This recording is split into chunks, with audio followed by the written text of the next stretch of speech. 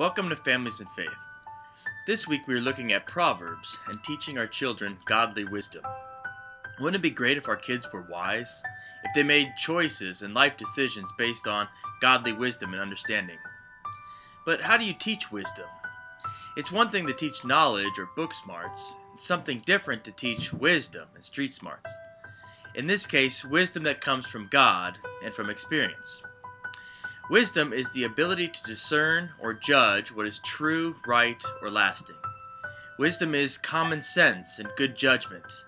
In the words of Henry David Thoreau, it is a characteristic of wisdom not to do desperate things. Isn't that what we want for our children? For them to use common sense and good judgment and not to do desperate things?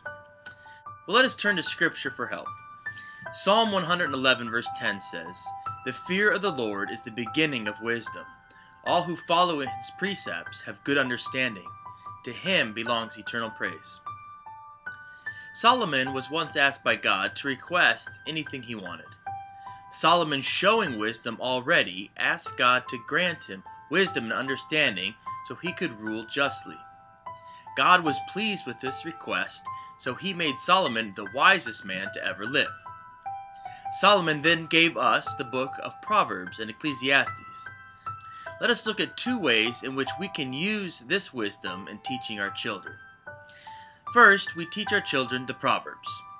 There are many ways one can use the Proverbs at home. You can read one each morning over breakfast and then talk about how it connects to life at dinner. You could try to memorize a proverb each week and talk about ways that Proverbs connects to everyone's life. Then there is the Wisdom Deck. The Wisdom Deck is a deck of cards that has various proverbs printed on each one. You can buy them at www.thewisdomdeck.com. You will also find all sorts of ways to use this tool and the proverbs in your home.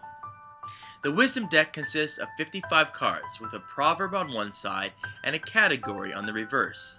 They suggest 7 marks of wisdom: trust in God, walking in healthy relationships, seeking good counsel, speaking carefully, exercising self-control, managing resources, and maintaining a balanced life.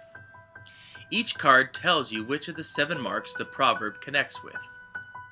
Using the cards is where the fun and creativity come in. You want to teach the proverbs and use them in everyday life. That's the best way to apply God's wisdom for life. First, think of ways to teach the Proverbs. Use a card each day as a part of your family devotions. Read it together and then talk about what it means. Try to come up with some real world, or at least TV or movie world, examples. Then start using the cards during life. Try pulling out the deck after watching a TV show or a movie together. Have your children look for proverbs that would have helped the characters in the show. Or use the Wisdom Deck in discipline.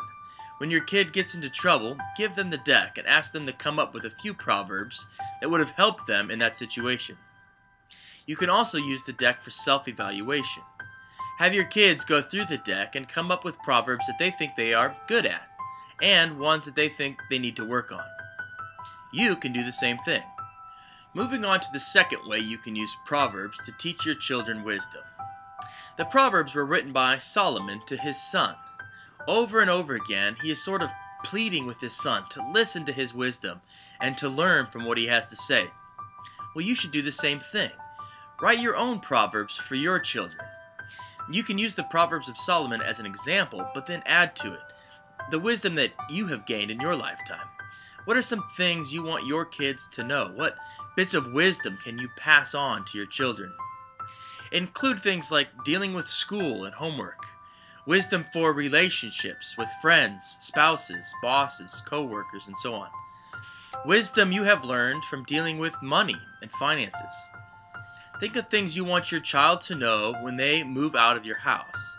Things like dealing with car ownership, home ownership, living on your own, raising a family, and so on.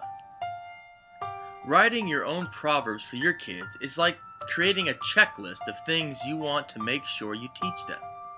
Does your child know how to change a flat tire? Or how often to change the oil in their car?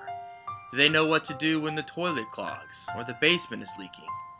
Have you taught your kids how to balance the checkbook or to create a budget? Think about your life and how you learned to make it on your own, outside of your parents' house.